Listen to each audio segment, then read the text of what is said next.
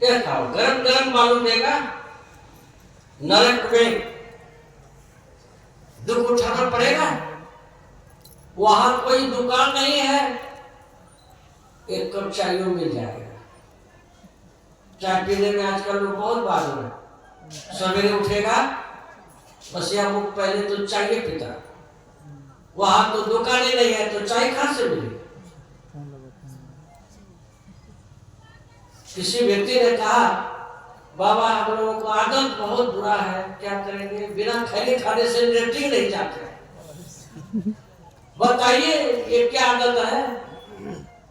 खैनी जाएगा साथ क्या? वहां क्या खाओगे? मंजिल लंबी जाना, पहचान देगा जन्म, कोई पहचान का कोई नहीं है। चौकी न हाट दुकाना, ना वहां चौक है, ना चौराहा है, न दुकान है, न कुछ है, वहां कुछ भी नहीं मिलेगा। इसलिए अपने जीवन के लिए एक ही उपाय है, संतों के शरण में जाओ, अपना जीव का उद्धार करो। जीव उद्धार का पुकार कहाँ घट भीतर ही सत्संतों ने, यही जीवन में करना है। और सदाचार का पालन है, झूठ चोरी नशा हिंसा विचार पसीनों का पालन करो, बस इसी में सबका कल्याण है। अब पूज्यपाद बाबा जय श्री राम सूर्य संदेश सुनाएंगे। बोलिए श्री सद्गुरु महाराज की जय। श्री सद्गुरु महाराज की जय। अभी हम लोग इस जीवन में कौन सा मूल कार्य है उसको करने के लिए पूज्य पाठ से सुन रहे थे। अब इसी प्रवचन की कड़ी को आगे बढ़ाने के लिए मैं अपने सारे सत्संग प्रेमियों की ओर से आग्रह करूंगा पूज्य स्वामी केदारनाथ जी महाराज जी से, जो कल सायंकालीन वेला से ही हम लोगों का सेवा कर रहे हैं और आज कल भी चलेगा सत्संग। और जब तक पूज्य पाठ हैं इस तरह से भीड़ बनी हुई रहे और सब कोई संत महात्माओं की वाणी को श्रवण कर लाभ उठाएं। प्रेम से बोलिए श्री सद्गुरु महाराज की जय।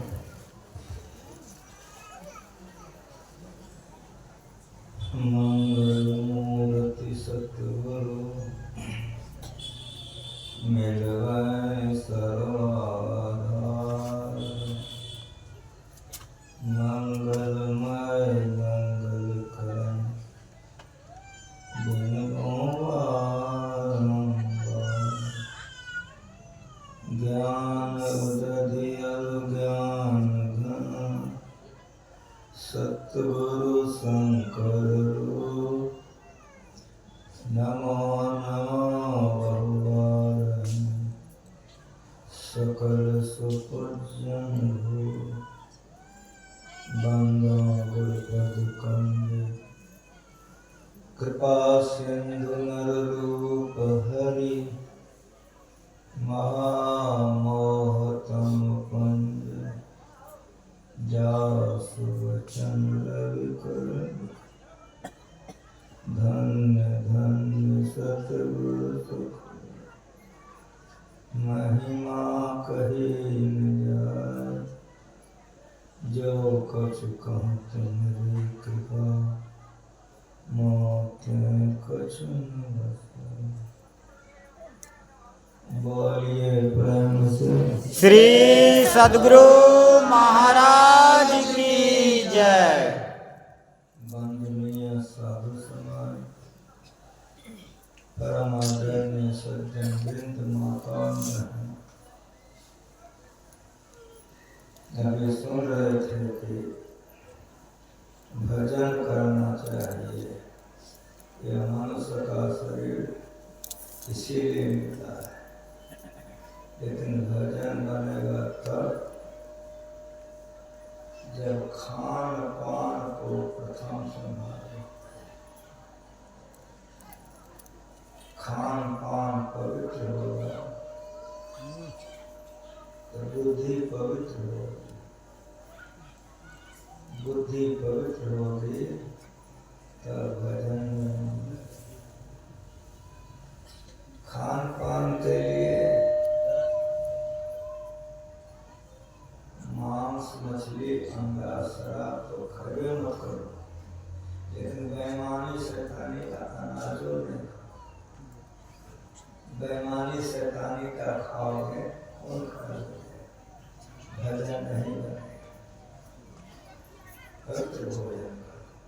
अपनी पसीने की कमाई का भोजन करो तो खून पवित्र बनेगा, तब भजन बनेगा।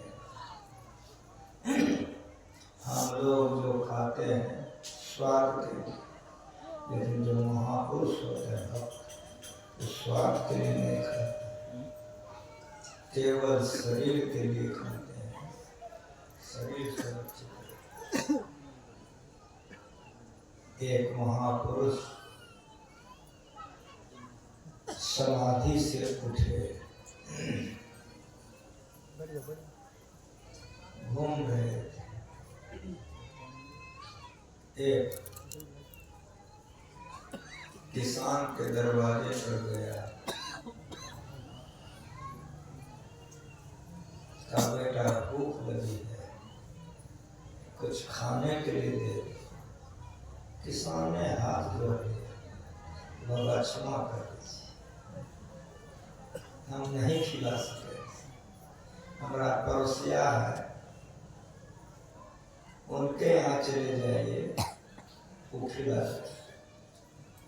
चला गया, पुकारा, निकला घर से, अरे बेटा कहाँ, अब भूख लगी है, कुछ खाने के लिए दे दो। कहा बाबा अभी खिलाता। आंगन गया, पत्नी से कहा, एक बाबा आ गए, साधु हैं, भूख लगी है, भोजन मांग रहे।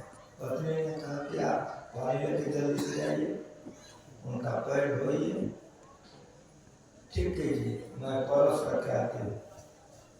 किसान गया, पैर हाथ धुला के बैठे हैं, तब तक पत्नी थाली लेकर आ गई, हाथ में लिया, बाबा का आगे में रख के हाथ जोड़ा कि बाबा भोजन किया है। जब भोजन करने लगा तो किसान हवा देने लगा, गर्मी का समय था। जब भोजन करके उठ गया आचमन करने, तो किसान पानी लेके गया, रुलाने लगा। जब रुला करके लौटा तो बाबा डगमग करने लग गए, तो किसान ने पकड़ लिया कि बाबा गिर जाइएगा। क्या हुआ? कहा बेटा कुछ नहीं, तुम हमको अपनी आसनी पर बैठा दो। बैठा दिया, छोड़ दो, तुम छोड़ दिया, तो आँख बंद करके बैठा, दिन भर रात भर समाधि में बैठ गया। श्री सद्गुरु महाराज की जय। सवेरा हुआ, बहुत दिन चढ़ गया, तब उठा, पुकारा, आ गया, अरे बेटा कैसा अन्न तुम खिला दिया। कहा बाबा अगर अपराध हो गए तो क्षमा कर दीजिए। कहा नहीं बेटा नहीं, तुम्हारा अन्न बड़ा पवित्र था। अरे जैसे मैं भोजन किया, मेरे मन में हुआ कि भजन करने के लिए बैठूंगा, तुमने बैठा दिया, मैं बैठ गया। जब मैं बैठ गया तो बेटा अरे तुम्हारा अन्न इतना पवित्र था कि समाधि लगे समय का ख्याल नहीं रहा। श्री सद्गुरु महाराज की जय। उसको बुला, अरे किसको? जो हमको खाने के लिए नहीं दिया था, तुम गए यहाँ भेज दिया, बुला के लाया। अरे बेटा पहले तो हम तुम्हारे दरवाजे पर गए थे कि कुछ खिला दो, तुम खिलाया नहीं, इसके यहाँ भेज दिया, क्यों नहीं खिलाया? तो रोने लगा, कि बाबा क्षमा कर दीजिए, हम बाल बच्चे वाले हैं, गृहस्थ हैं, मेरा क्षमा है, लेकिन बताओ तुम खिलाया क्यों नहीं? बाबा हम धान लगाए थे, जब धान फूट गया तो मैं खेत गया था, मैं देखा सारे धान फूट गए, बहुत हरा भरा, लेकिन नीचे जमीन सूख गया, पानी नहीं। बाबा मेरे मन में हुआ सब खखड़ी हो गया, बाल बच्चा भूख मर जाए। रात में बाबा नींद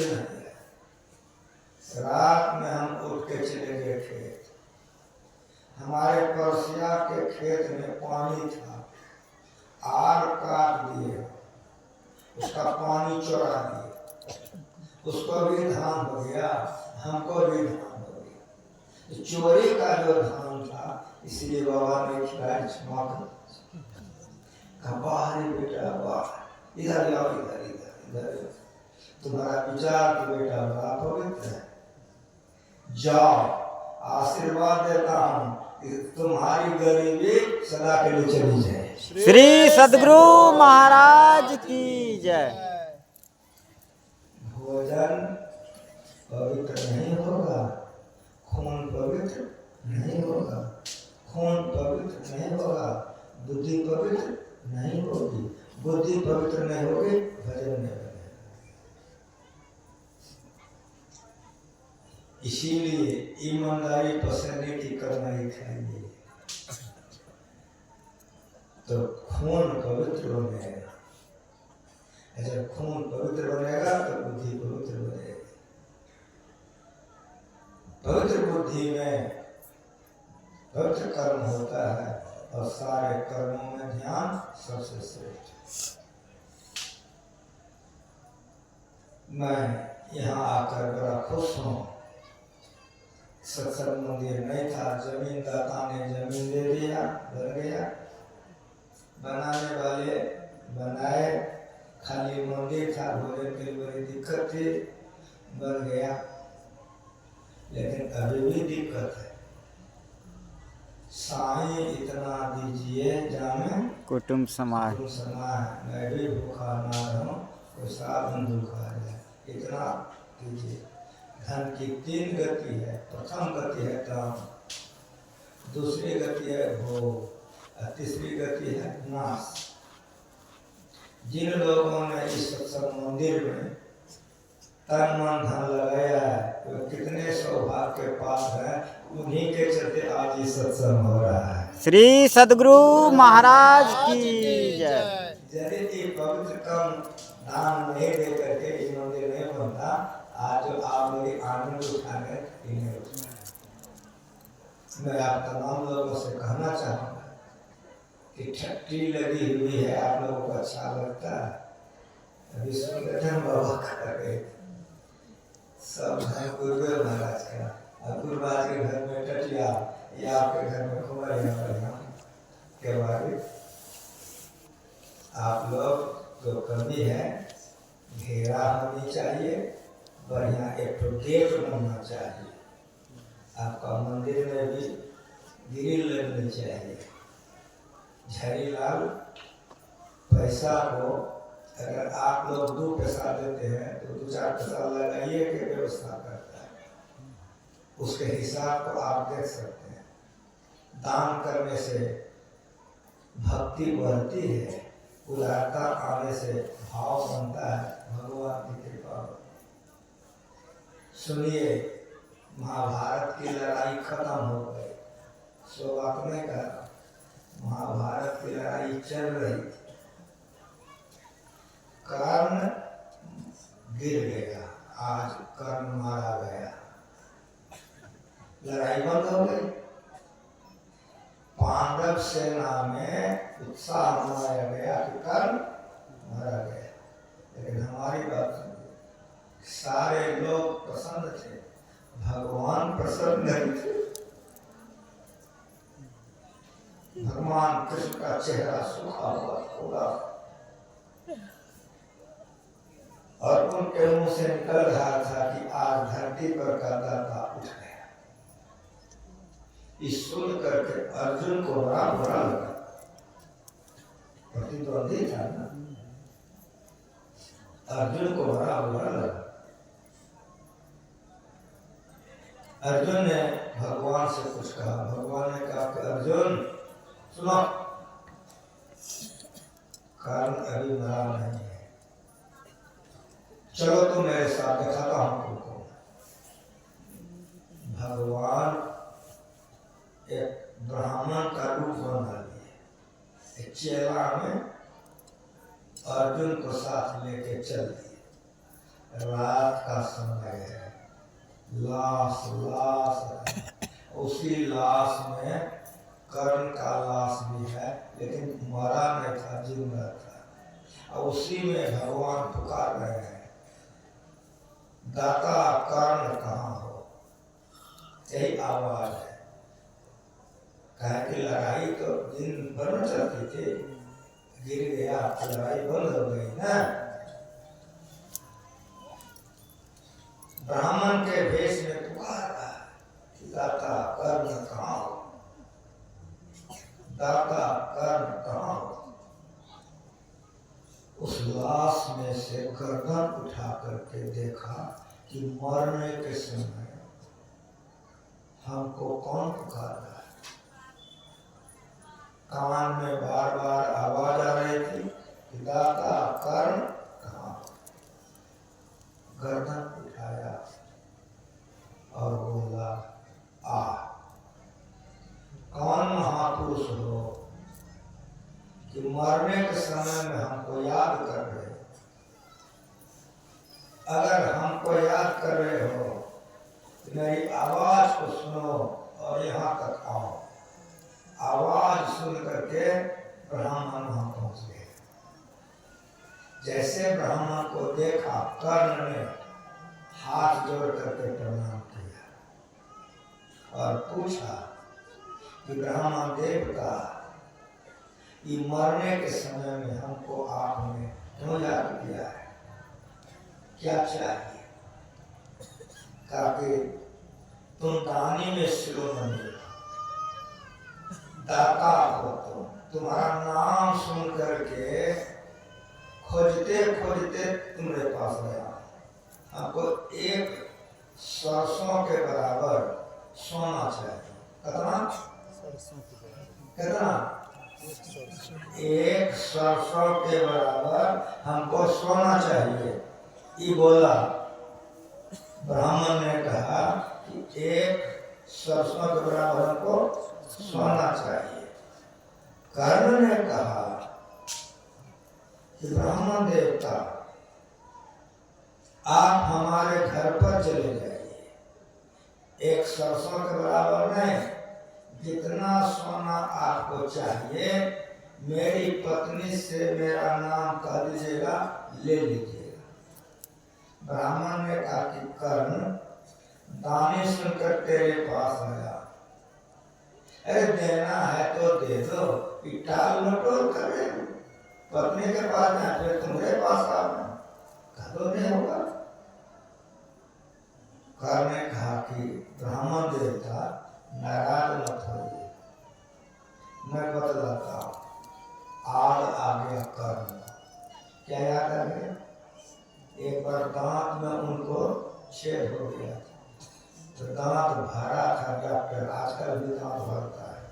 वो राजा का, राजकुमार का, सोना से भरा था वो जवान। कर्ण का दांत सोना से भरा था, याद कर गया। कहा ब्राह्मण देवता नाराज मत होइए, ये देखिए मेरा दांत, इसमें सोना भरा हुआ है, दांत हमारा तोड़ लीजिए, एक सरसों ने इतना सोना आपको मिल जाए। ब्राह्मण ने कहा छी छी, मैं ब्राह्मण होकर थोड़ा दांत तोड़ूंगा तो सोना लूं, तो नहीं होगा।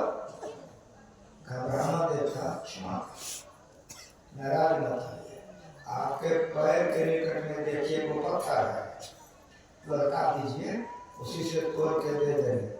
फिर वही बात, नौकरी कराओगे तब दोगे। ब्राह्मण ने कहा नौकरी कराओगे तब दोगे। मैं तो बार बार कहता हूँ कि नहीं हो तो छोड़ दो तुम। नहीं नहीं ब्राह्मण देवता नहीं। तो शरीर को लाश से लटपट न था, घसीटते घसीटते खींचते खींचते खींचते पत्थर के पास कर गया, मारा मुंह, दांत हो गया, दांत ले लिया। कहा कि ब्राह्मण देवता लीजिए, पीछे हट गया। काफी छी छी, रक्त रंजित और खून से लथपथ, रक्त रंजित और खून से लथपथ और जूठा, मुझे दे रहे हो? ब्राह्मण जूठा लेता, कैसे दे रहे हो? अभी भी मैं तुमको कह रहा हूं, नहीं सफर है तो तुम छोड़ दो। नहीं ब्राह्मण, नहीं, नाराज मत होइए ब्राह्मण से, अभी व्यवस्था करता हूं। फिर कर्ण ने अपना शरीर घसीटना शुरू किया, ले गया, धनुष के पास उठाया, दांत के बल से प्रतंचा चढ़ाया, मंत्र का आवाहन किया, वर्णास्त्र का आवाहन किया, मारा वन धरती में, धरती से पानी निकल गया। महाभारत पढ़ो, फोटो मिलेगा जो मैं बोल रहा हूँ। गुरु महाराज जी जो भी सिखाए सुनाए हैं, दंत कथा का ये मंच नहीं है। महाभारत पंचम वेद है, कथा के द्वारा ज्ञान है, वेद व्यास का लिखा हुआ है। पानी निकल गया, उसको खूब बढ़िया से धो लिया, तब लेके जाकर नाम देता, स्वीकार कीजिए आप। जैसे भगवान हाथ बिसारे अपने रूप में प्रकट होते दर्शन देते। श्री सद्गुरु महाराज की जय। भगवान अपने रूप में प्रकट और कर्म का सोना ले लिया हाथ में और कहा कि कर्म मांगो वरदान, जो वरदान मांगोगे दे दूंगा, वरदान मांगो। कर्ण ने कहा प्रभु मैं जब से जन्म लिया तब से प्रभु आज तक आपके आशीर्वाद से ऐसे कर्म नहीं किया, मैं पूरे जीवन प्रभु ऐसे किया। समझ रहे हो कि नहीं समझ रहे? कहा कि प्रभु मैं जीवन भर ऐसे किया, ऐसे नहीं किया। प्रभु मरने के समय में देने के लिए आए और करो मांगो। मरने के समय प्रभु आपने हमको दर्शन दे दिया, अब मांगने के लिए मेरे के लिए क्या बच गया? यही कह करके कर्ण ने भगवान के चरणों में मस्तक रखकर शरीर छोड़ दिया। धन की 3 गति होती है। प्रथम गति दान है, जहाँ जहाँ मंदिर बना हुआ है, सत्संग होता है, अगर लोग दान नहीं दे तो होगा। शुभ कर्मों में खर्च कीजिए। गुरु महाराज आशीर्वाद दे के गए कि साधु सत्संग सेवा में जो खर्चा करेगा उसको 10 गुना इसी जन्म में मिलेगा। ये मनिहारी का आशीर्वाद है। पहले की लिखा हुआ है, मैं जो बोल रहा हूँ, गुरु महाराज आशीर्वाद देते हैं। साधु सेवा सत्संग में जो खर्च करेगा 10 गुना इसी जन्म में मिलेगा और आध्यात्म उन्नति अलग होगी। श्री सद्गुरु महाराज की जय। शुभ कर्मों में दोनों हाथ उठा करके खर्चा कीजिए। दूसरी बात सुनिए, शरीर की सार्थकता इसी में और इसी में मन पवित्र होता है। इसे तन लगा करके, मन लगा करके, धन लगा करके साधु सत्संग का सेवा कीजिए। गुरु महाराज जी ने कहा कोई कोई सत्संगी हमारे हैं, खाने का, पीने का, कपड़ा, मकान कोई कमी नहीं है, लेकिन कोई कोई हमारे सत्संगी हैं भर पेट अन्न नहीं खा सकता है, कपड़ा नहीं। क्यों? ऐसे हाथ करते थे गुरु महाराज कि मुट्ठी करा। सुन रहे हो बार बार, भक्ति बीच बीच से नहीं, जो जो चाहे आनंद बार बार सुनते हो ना।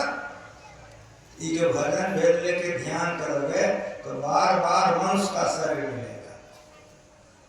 लेकिन अगर यदि सब तरह से उदार रहोगे, अगले दिनों में खाने पीने की कमी नहीं रहेगी। मुट्ठी करा रखोगे तो खाने पीने की कमी रहेगी। गुरु महाराज जी ऐसे बोलते, ऐसे हाथ करके मुट्ठी करा। इसीलिए गुरु महाराज जी कहते थे शुभ कर्मों में खर्च करो। शुभ कर्मों में खर्च करेंगे और भजन करेंगे तो भजन के प्रभाव से मनुष्य का शरीर मिलेगा। जो दान करोगे तो खाने का, पीने का, कपड़ा मकान का कमी नहीं रहेगा। दोनों थाल परोसिए जिन्हें मन अज्ञानी, शरीर के लिए भी करो और अगले जन्म के लिए भी करो। इन शब्दों के साथ वाणी में विराम। विशेष करके जो बातें बच गई वो अब आप सवेरे सुनेंगे। रात्रि का समय है, गुरु महाराज जी सिखा के गए हैं, दिन को हर सिमरन करो, रायनी जारी कर ध्यान, अब भूख रात भोजन करो। इन्हें पूरी खीर यहाँ तक चढ़ा दो, तब तो उठोगे तो ढेकार देगा, बैठ नहीं सको। इसीलिए भूख रात इस साधु का भोजन है, जोगी का भोगी का भोजन ही नहीं है। जोगी और भोगी में फर्क। भूख रात भोजन करो, तजी सोवन को मान का तथा आदत, समय पर खा के सो जाओ, ब्रह्म वेले में नींद टूटेगा तो बैठ के ध्यान करो। जागे ना पिछले पहर, करें गुरुमुख जाप, मुँह फारे सो बोल रहे ताको लागे पार। जिस समय पर आरती कीजिए, समय पर भोजन कीजिए, समय पर सो जाइए। जोगी का सब काम नाप तोल के होता है, भोगी का सब काम बिना नाप तोल के होता है। कभी वो खा लिया, कभी वो सो गया, उसका कोई, इसीलिए उसकी दुर्गति होती है, इसकी दुर्गति नहीं होती। जागे ना पिछले पहर, करें गुरुमुख जाप, मुँह फारे सो बोले ताको लागे पार। इसलिए समय पर जो भोजन करते हैं, भूख रात के भोजन करते हैं, ब्रह्म वेलाम उठ के भोजन करेंगे, मनुष्य की सार्थकता और पूर्णता होगी। आश्रम में जो काम बन गया है, जो काम बच गया है, हम आप लोगों से कहना चाहेंगे, अगली बार हम आवे तो कोई वैसी हमारे नजर में आ जाए कि कम से कम घेरा बन जाए, गेट बन जाए। इसलिए आप लोग दीजिए, जो यहाँ लोग करने वाले हैं, जो करते हैं, मैं आपके लिए नहीं मांग रहा हूँ, अपने लिए मांग रहा हूँ। नहीं ओके, हम अपने लिए मांग रहे हैं। ओके, सुनिए तो अंतिम में दंत कथा सुना कर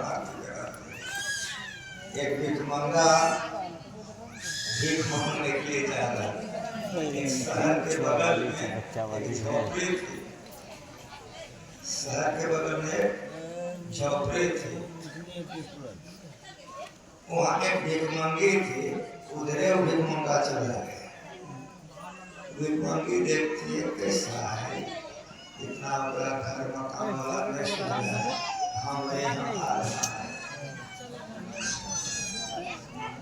चला गया कि माता जी कुछ खाने के लिए देते, कहीं का वाला सब नहीं सोचना, हम तो अपने भीख मांग के खाते हैं, तुम हमारे यहाँ कैसे मांगने के लिए आ गया, तुमको नहीं पता वाला सब सोचा।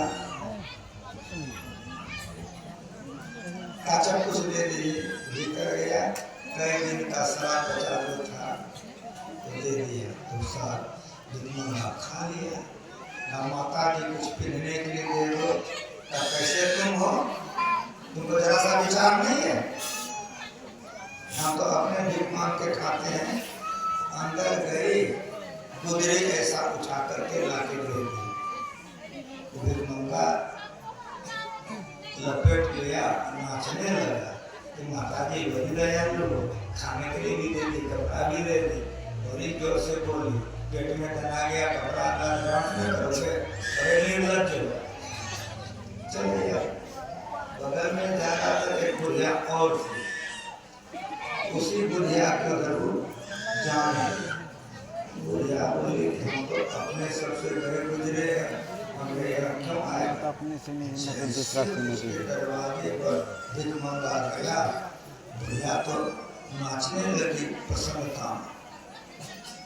कहा बाबा क्या सेवा करूं?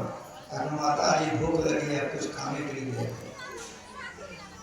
बहुत दौड़ के गई, खूब बढ़िया लाई, खिलाई और दे दी, भर पेट खाला दे।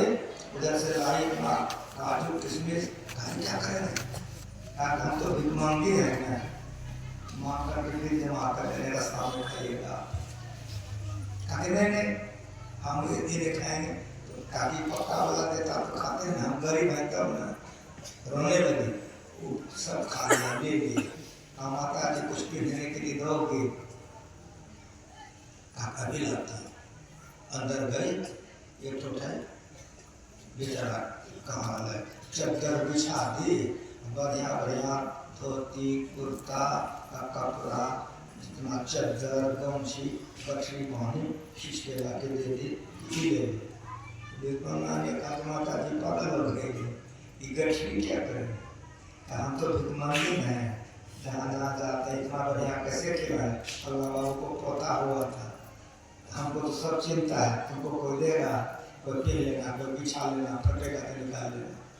अगले ने रख लो, काम गरीब हम हैं तब ना नहीं लेते हो, अमीर वाला देता तो लेते हैं ना, ले लो, ले लिया। जब जाने लगा तो रोने लगे, तो माँ और ताकि मैं यही समझी थी कि धरती पर हमसे गया गुजरा कोई नहीं है, लेकिन तुम आकर मेरा सूरत का सम्मान कियो, जहाँ जीने का मन नहीं करता था, अब लगता है कि हमारा भी जीवन धन धन हो गया। सदगुरु महाराज की जय। मन्ना जैसे हटा, बादल लगी थे, बारिश हुई, बिजली गिरी, दोनों भैया मर गए। जागी ना नारायण बाबा से सुन रहे थे, रास्ता नजदीकी है, सुन रहे थे नारायण बाबा से, की कर रहे हैं, नजदीकी है कि दूर है, वो रास्ता पर कौन जाएगा? एक दिन जाओगे ना, वहाँ गया, जब वहाँ दोनों बुढ़िया पहुँचे तो दूत आया, एक तो कुटिया बता दिया, वही फच गंदा भोजन, वही गुदरी कपड़ा एकदम टटिया का। इधर राजमहल, छोरा महल, छोरा में का भरा हुआ, कपड़ा पर कपड़ा, नौकर पर नौकर। दूत ने कहा कि माता जी तुम इसमें रहो, इसको कहा तुम इसमें रहो, तो दोनों में लड़ाई हो गई।